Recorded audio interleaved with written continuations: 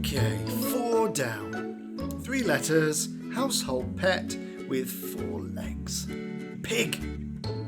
Oh, sorry. Hi, my name is Matt. Welcome to Church Street Crew. Last time, Hannah was complaining to Jake and Aron about the problems she was having with her history project. In the end, her mum made time to help her, and we learned how God loves us and always has time for us.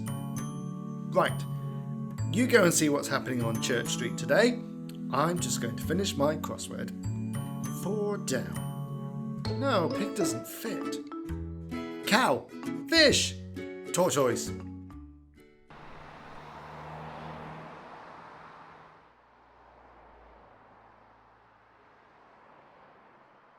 Hi, Grandad. Where are you off to? I've just been to the shop to get my newspaper. Of course. That's what you do every morning. What's going on in the world? Oh, it's all bad news as usual. More job losses. Another terrible earthquake somewhere or other. This government doesn't have a clue what it's doing. And as for this royal family, don't get me started. So, if it is bad, Grandad, why don't you stop buying the newspaper? Buy a comic instead. That will make you laugh. Oh, no, I need to stay informed. I've been buying the same paper since before the war. Isn't it getting a bit worn out by now? Ha ha, very funny. You youngsters haven't got a clue. I just wish there was some good news for a change. Anyway, I'm off to sit in the garden with a nice cup of tea and do the crossword. Okay, Grandad. I'll be around in a minute. Just getting my football. Just mind my roses, young man.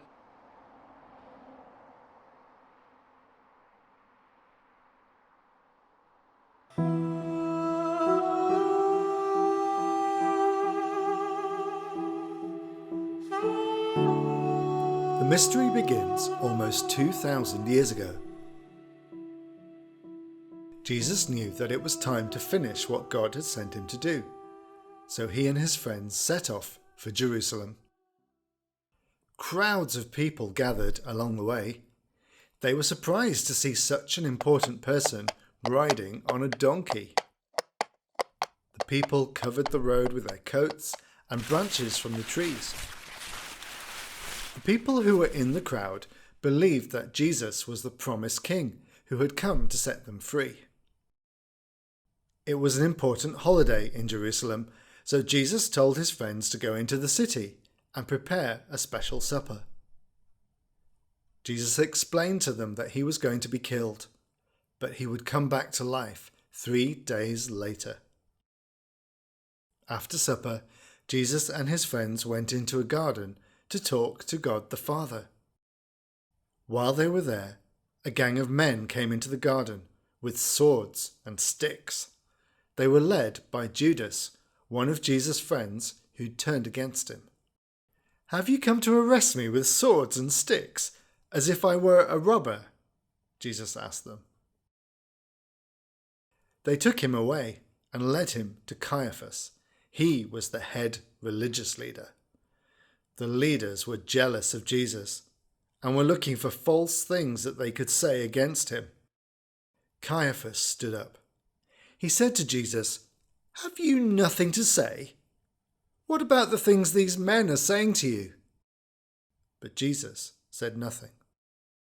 Then Caiaphas asked Jesus, "Are you the Son of God?" Jesus replied, "What you have said is the truth." They tied him up and took him away. They handed him over to the leader of the country, who was called Pilate. Some of the other leaders made up stories about him, but Jesus said nothing.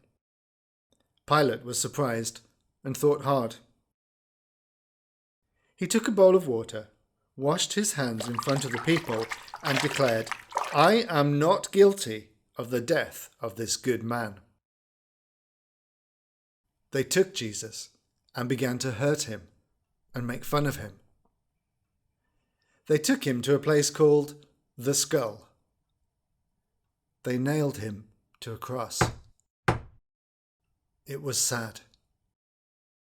But he did it because of his special love for everyone. From noon until 3 o'clock, it was dark over all the land.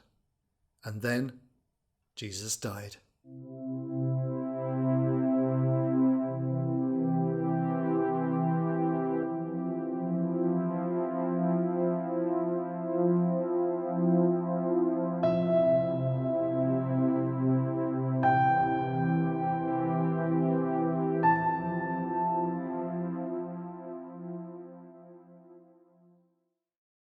Joseph, a rich man, took Jesus and buried him in his own grave.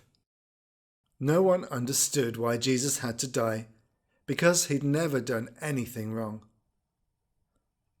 But they were soon to find out that it was part of God's amazing plan, so the bad things that we have done can be forgiven. He loves you. 3 days later, early in the morning, Mary Magdalene went to visit Jesus' grave. She was shocked to find it empty. "Where's Jesus?" she gasped in surprise. "I must go and tell the others." Peter and John, 2 of Jesus' friends, ran quickly to the grave. But they too found the grave empty. Mary was very upset. A man said to her, "Why are you crying? Who are you looking for?" Then she recognized the man. It was Jesus. He is alive. And he's still alive today. Those who know are so happy. The ones who don't know are sad. But Jesus comes to let them know. And then they are happy too. Very happy.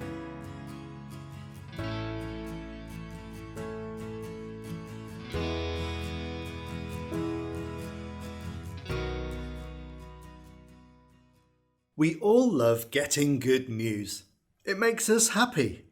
You know, if your team wins the match, you get invited to a party, or you've just found out you're having your favourite meal for tea. But the best news of all is that because of what Jesus, God's Son, did all those years ago, we don't need to be God's enemies anymore. Instead, we can be friends with him forever.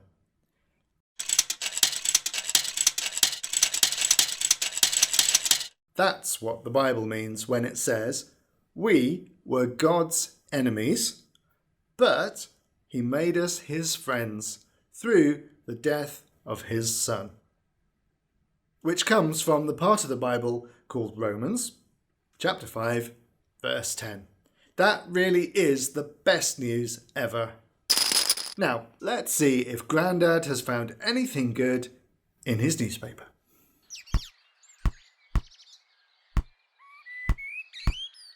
Oh no! Watch out, Grandad!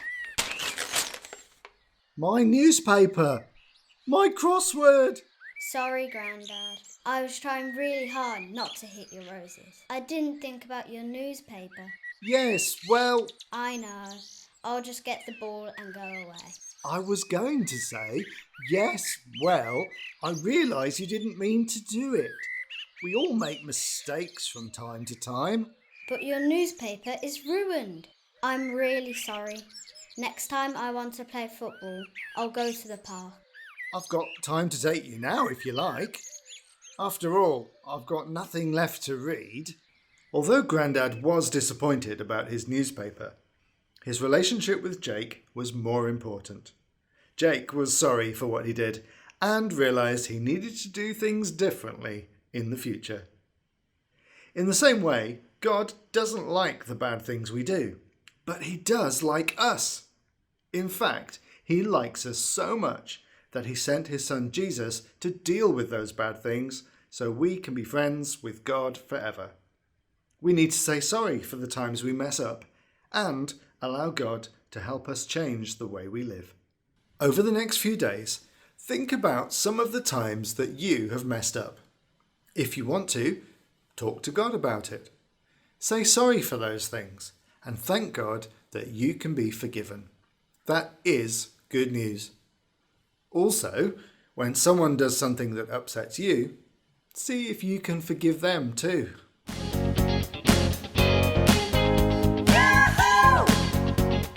It's the resurrection. Yahoo!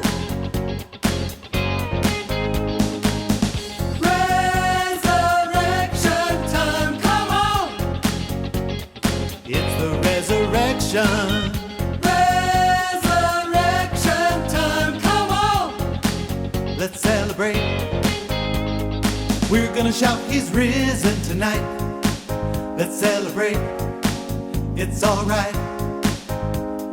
We're gonna worship Jesus tonight. Let's celebrate, it's alright. Jesus, we're gonna shout, He's risen tonight. Let's celebrate, it's alright. We're gonna worship Jesus tonight. Let's celebrate, it's alright.